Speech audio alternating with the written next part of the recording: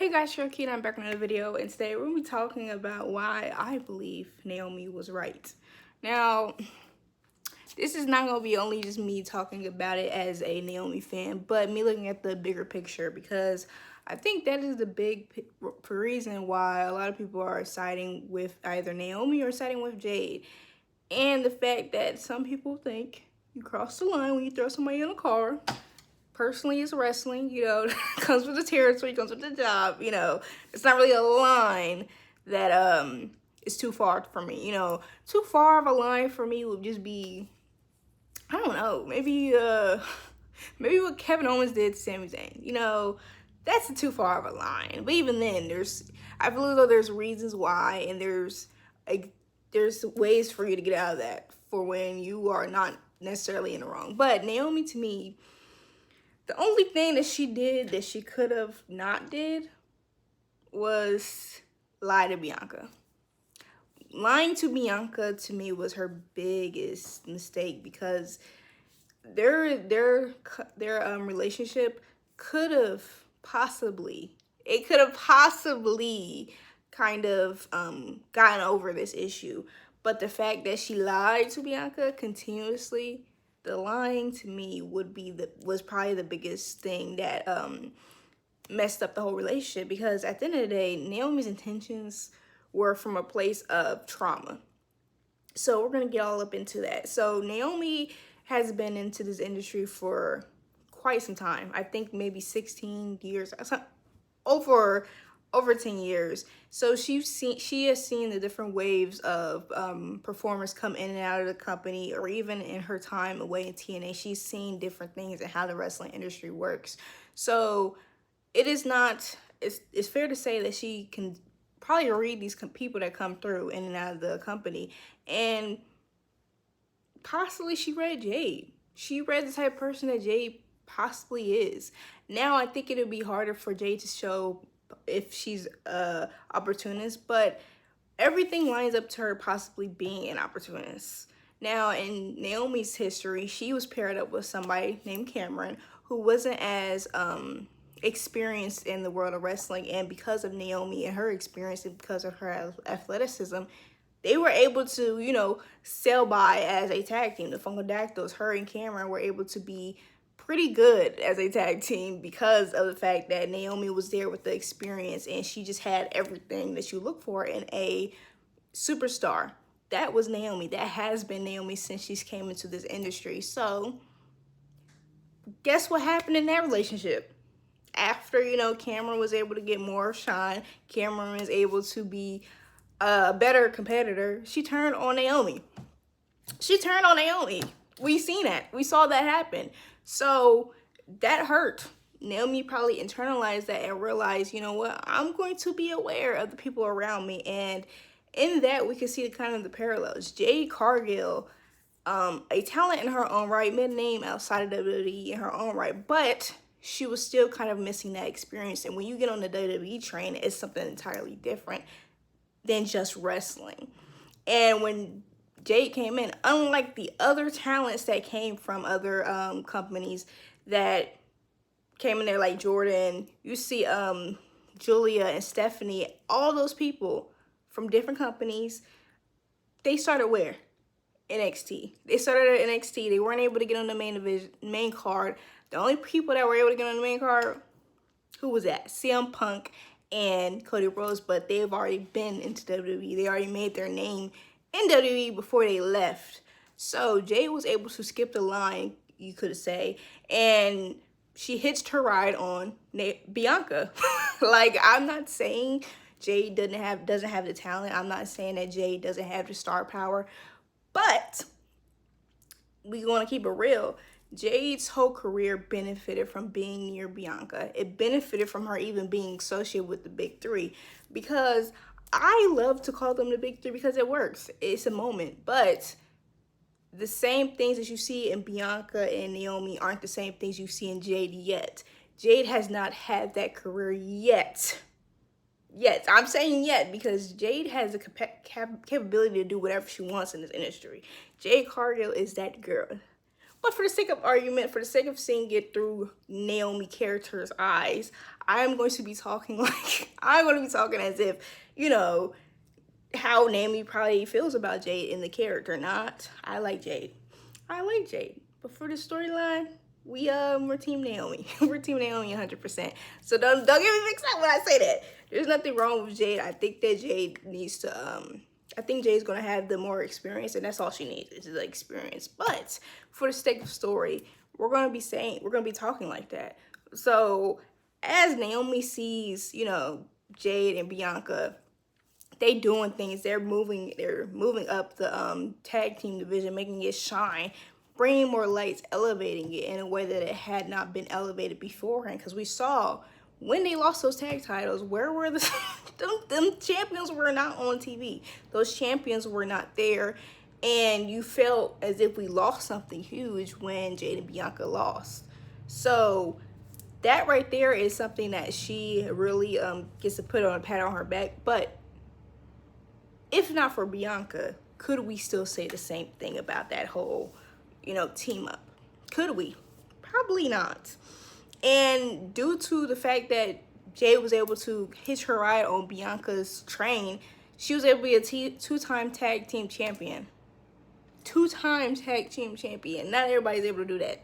She was able to put accolades, able to be on PLEs, while on the flip side, you see Bianca. Bianca took a seat back in her career, and a lot of people, not me, because I think that her being in the tag team division was very valuable, but neither here nor there. From Naomi's perspective, Bianca went from being a main carder, somebody in the main, you know, you see them in these positions for the world championship or different feuds. You always saw Bianca in the spotlight, but instead she's being pushed to pre-shows with Jade Cargill, which for Jade, that's a step up. That's something different. That's something new. But Bianca, no, that's not it. Bianca, she's used to being in a different level. She's used to being in the level where we see Bailey, we see Tiffany, we see Nia. That is where Bianca lives. Bianca doesn't live messing around with no shade to Unholy Union. That's not Bianca Belair. But due to the fact she was with Jade, that's what she had. In a sense, being in the tag team division, for a lot of people saw it as if it was a degrade, like she was degraded, like not degraded, like a downgrade. Thank you, a downgrade.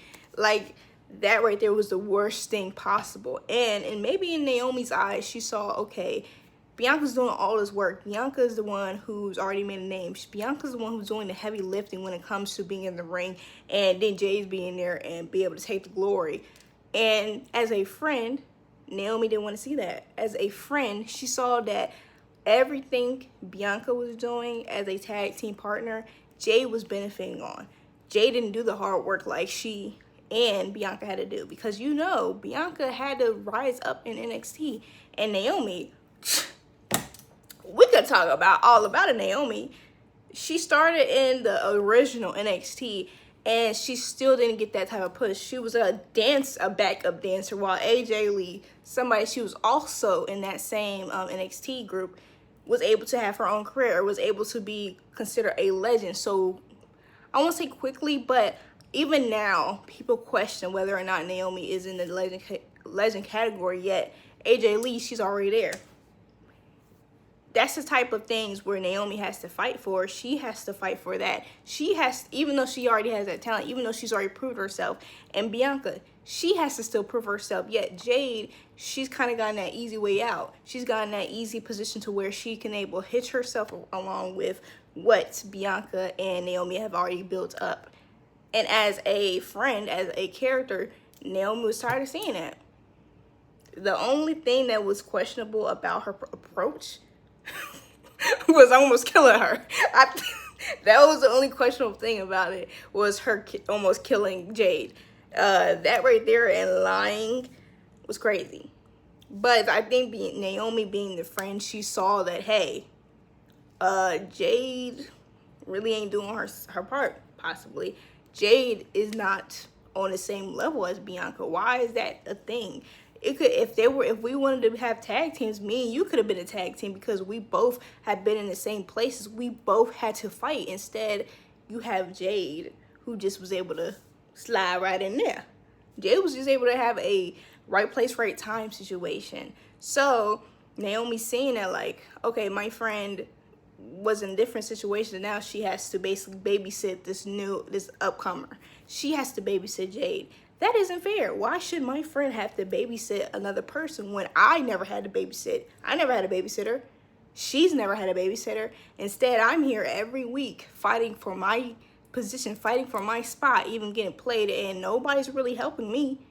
Nobody's really standing there for me unless I ask for it or unless they're involved. Naomi has always been there for everybody else. And I think that she sees that in Bianca as well, that Bianca's always there for everybody else as well, but the same thing is not the same for her.